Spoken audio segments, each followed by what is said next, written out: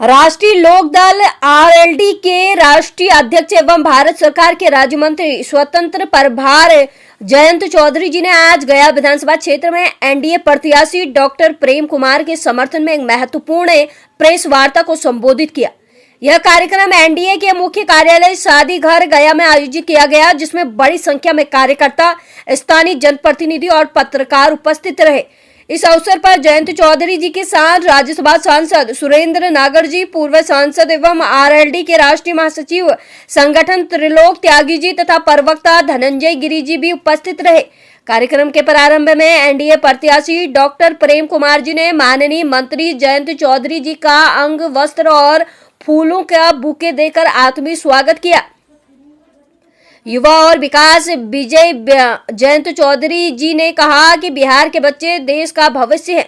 यहाँ मिट्टी में मेहनत, संघर्ष और प्रतिभा की खुशबू है। यदि उन्हें सही मार्गदर्शन और अवसर मिले तो पूरे भारत का नाम रोशन कर सकते हैं। उन्होंने प्रधानमंत्री नरेंद्र मोदी जी के नेतृत्व की सराहना करते हुए कहा कि केंद्र सरकार ने बिहार को शिक्षा और कौशल विकास के क्षेत्र में कई महत्वपूर्ण सौगातें दी हैं। उन्होंने बताया कि गया जिले में भारत सरकार द्वारा कई शिक्षण और प्रशिक्षण संस्थान, कौशल विकास केंद्र और सड़क रेल परियोजनाएं चलाई जा रही है, जिनका उद्देश्य क्षेत्र में रोजगार और विकास के अवसर बढ़ाना है। जयंत चौधरी जी ने मोदी जी और मुख्यमंत्री नीतीश कुमार जी के गठबंधन को बिहार की प्रगति के लिए आवश्यक बताया। उन्होंने कहा, जैसे सत्तू तैयार करने के लिए आटा जरूरी होता है, वैसे ही बिहार और देश को आगे बढ़ाने के लिए मोदी जी और नीतीश जी की साझेदारी आवश्यक है। यह गठबंधन ही बिहार की स्थिरता, सुशासन और विकास की कुंजी है। उन्होंने कहा कि बिहार सरकार लगातार विकास की दिशा में कार्य कर रही है। शिक्षा, कृषि, सड़क और स्वास्थ्य जैसे क्षेत्रों में ऐतिहासिक प्रगति हुई है। डॉक्टर प्रेम कुमार विकास, ईमानदारी और अनुभव का प्रतीक है। मंत्री जी ने एनडीए प्रत्याशी डॉक्टर प्रेम कुमार जी की जमकर प्रशंसा की।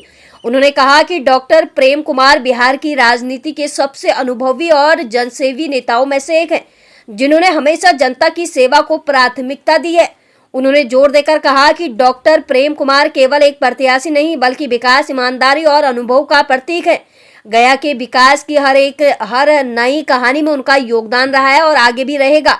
उन्होंने जनता से अपील की कि वो डॉक्टर प्रेम कुमार को भारी मतों से विजयी बनाएं, ताकि गया की प्रगति को नई दिशा मिल सके।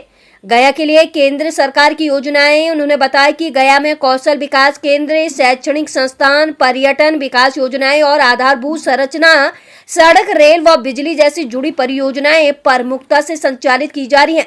इन योजनाओं से गया और आसपास के जिलों में रोजगार और आर्थिक गतिविधियों को नया बल मिलेगा।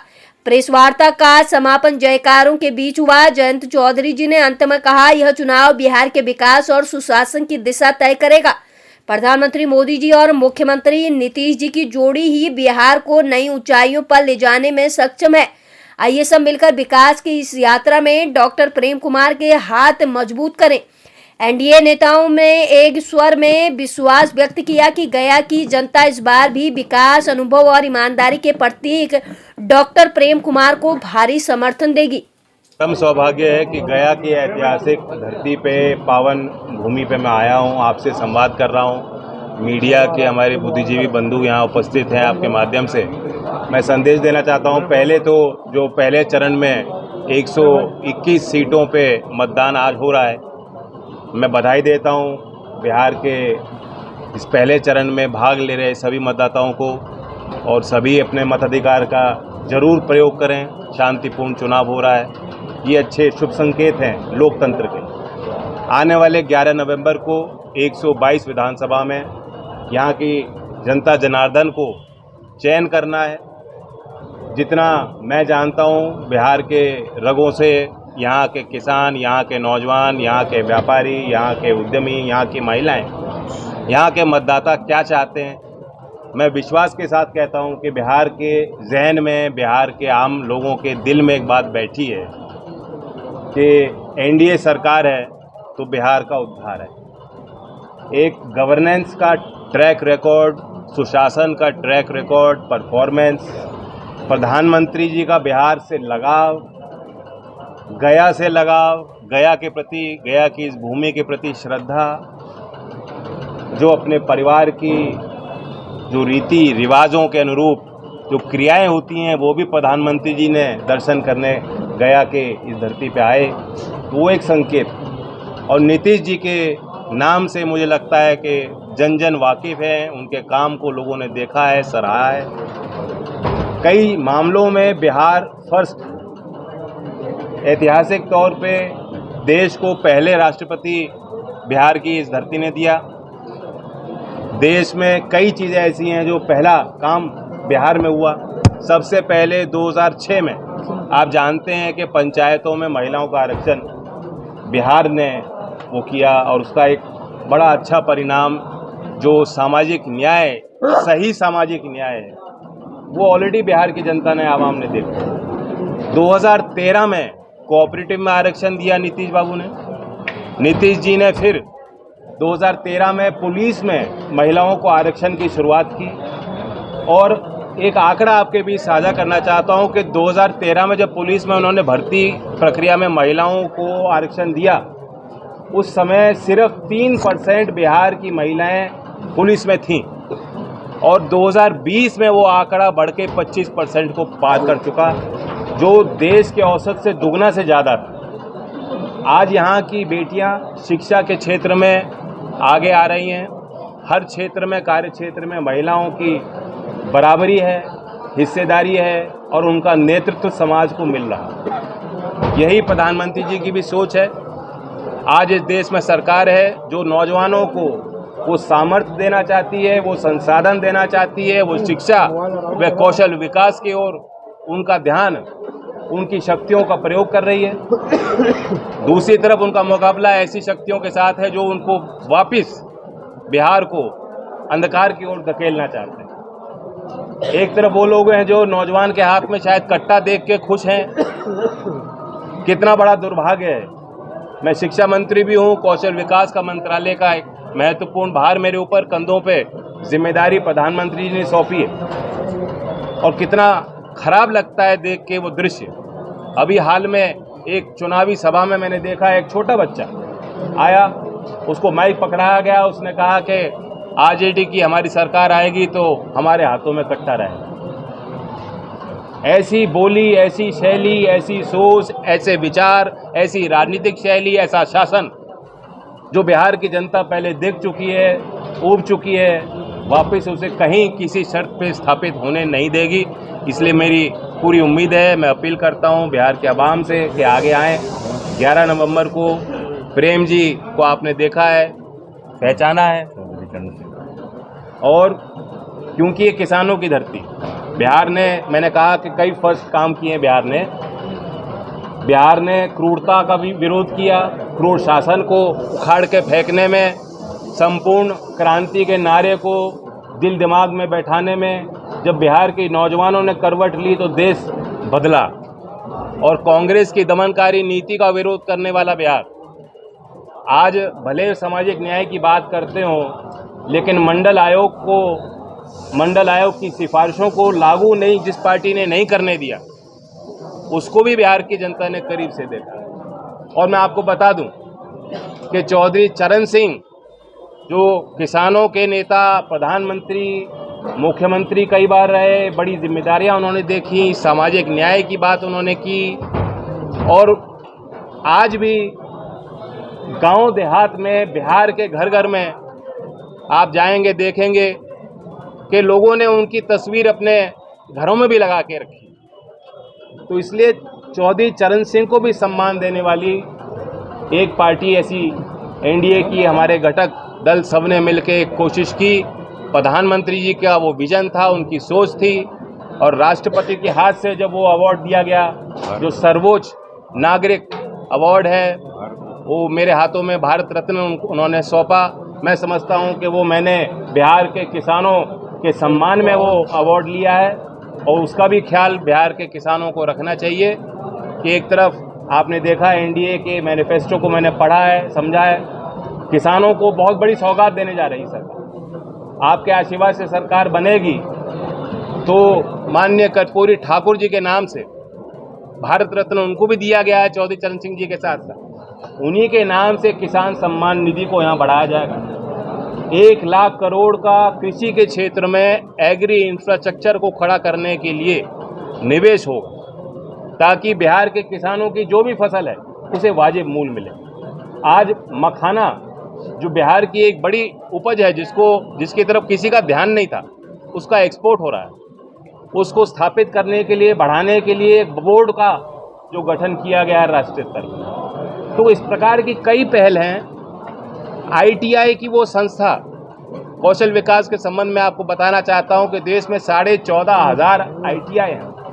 आज तक किसी सरकार ने उस संस्था के बारे में, उसके उद्धार के लिए नहीं सोचा। प्रधानमंत्री जी ने हाल में दीक्षांत समारोह में ITI के देश भर के उन छात्राओं को, जो प्रतिभाशाली हमारी बेटियां, हमारे बच्चे जो टॉप कर रहे हैं ITI की संस्था को, बुला के मंच पे प्रधानमंत्री जी ने 45 ऐसे टॉपर की पीठ थपथपाई और अपने हाथों से उनको प्रमाण पत्र दिया, सर्टिफिकेट दिया। 60,000 करोड़ की एक महत्वाकांक्षी परियोजना बनाई गई है, जिसमें सरकारी ITI में निवेश हो। आज़ादी के बाद तक से अब तक कभी भी ऐसी परियोजना, ऐसी योजना किसी भी सरकार ने नहीं बनाई जहां ITI में उद्धार हो। और इसलिए क्योंकि आज ग्लोबल डिमांड है, बिहार के लोग जहां भी जा रहे हैं अच्छा काम कर रहे हैं। बिहार के नौजवानों की मेहनत, यहाँ की बेटियों की मेहनत अब रंग ला रही है। उनके हुनर को, उनके सामर्थ्य को, जो उनकी कर्तव्य निष्ठा है, काम करने का तरीका है, अनुशासन है, उसका लोहा दुनिया ने माना है। जर्मनी हो, जापान हो, यूरोप, बाहर के जो देश हैं, वो देश की युवा शक्ति को पहचान रहे हैं, भारत की युवा शक्ति को चाहते हैं कि उनको भी अवसर मिले, और वो प्रशिक्षित नौजवानों को चाहते हैं कि उनके यहाँ आके वो काम कर पाए। इस ओर किसी सरकार ने कोशिश नहीं की। आज जो भी अंतर्राष्ट्रीय स्तर पे करार हो रहे हैं, प्रधानमंत्री जी की सोच है कि सबसे पहले वो शर्त रखते हैं कि कौशल विकास को भी उसमें एक बिंदु बनाया जाए। तो ये सारी चीज़ें, एक चीज़ निकल के सामने आती है कि PM का विजन है युवा प्रतिभा को बढ़ाना। आज विपक्ष के पास एक ही मुद्दा है, वो चाहते हैं कि जात पात में लेकर इस देश को अंधकार की ओर ले जा रहे हैं। यहाँ तक कि जो विपक्षी सबसे बड़े नेता कांग्रेस पार्टी के हैं, जो एक संस्था है, मैं आपसे भी पूछता हूँ, आपके माध्यम से देश के नौजवानों से पूछना चाहता हूँ, एक ऐसी संस्था है जिसका सम्मान हर एक व्यक्ति करता है, तो देश की रक्षा वो जवान करते हैं। उस जवान के सीने को देख के हम सबका सीना चौड़ा होता है, हम गर्व करते हैं कितनी बहादुरी से वो मुकाबला कर रहे हैं। अभी जो ऑपरेशन हुआ उसमें अगर भारतीय सेना, भारतीय वायुसेना, थल सेना और वायुसेना ने प्रमुख तौर पे उस पर जो जवाब दिया, अगर उस संस्था का भी कोई सम्मान नहीं कर सकता तो मुझे लगता है भारतीय राजनीति में उसे कोई जगह नहीं मिलनी चाहिए। इंडियन आर्मी को भी अपनी जातिवादी सोच में धकेलना, मुझे लगता है इससे घटिया काम, इससे घटिया कोई बात की नहीं जा सकती, और उसका भी दंड उनको मिलना ही चाहिए। वो भी जनता जनार्दन तय करे किस प्रकार की सोच आज भारतीय राजनीति में आगे बढ़ रही है। हमारे पार्लियामेंट परिसर में, पार्लियामेंट के बाहर खड़े होके हम सब सोचते हैं कि आज जो विश्व में उठापटक चल रही है उसमें भारत बढ़ चढ़ कर आगे आ रहा है। भारत का व्यापार दुनिया में बढ़ रहा है, भारत की अर्थव्यवस्था मजबूत हो रही है। एक तरफ इस देश में वो लोग हैं जो मेहनत कर रहे हैं, इसके लिए प्रयास कर रहे हैं, इसके लिए जूझ रहे हैं। दूसरी तरफ हमारे नेता हैं, पार्लियामेंट के परिसर के बाहर खड़े होकर कहते हैं कि Indian economy is dead, Bharat की अर्थव्यवस्था मर चुकी है। ये किसी भारत के दुश्मन की बोली नहीं है, भारत के विपक्षी पार्टी कांग्रेस के सबसे बड़े नेता की ये बोली है। तो अगर ये सोच आप रख रहे हो तो इसका कोई उपाय नहीं है, सीधा उपाय जनता के हाथ में है। 11 नवंबर में 2 टूक में कहना चाहता हूँ, बिहार के लोग दोबारा नीतीश जी की सरकार, NDA के 5 घटक दल जो एक होकर लड़ रहे हैं उनको जिताएं, और शुरुआत होगी क्या प्रेम कुमार जी को दोबारा यहाँ जिताकर भेजें, ताकि पटना में दोबारा ये विधायक भी बने और बड़ी जिम्मेदारी इनको मिले, और साथ मिलकर बिहार में 21वीं सदी में देश के मुख्यधारा में उसको स्थापित करें। और हम RLD के तौर से, क्योंकि मैं राष्ट्रीय अध्यक्ष हूँ, मैं अपने पार्टी के कार्यकर्ताओं से अपील करता हूँ, चौधरी चरण सिंह जी को मानने वालों को, चौधरी अजीत सिंह जी को आपने करीब से देखा, सभी कार्यकर्ताओं को, समाज में जो लोग हैं, मैं आपसे फिर आग्रह करता हूँ कि सभी जो RLD और जो चौधरी चरण सिंह को मानते हैं वो एनडीए में पुरजोर प्रयास करें और एक होकर एनडीए को जिताएं।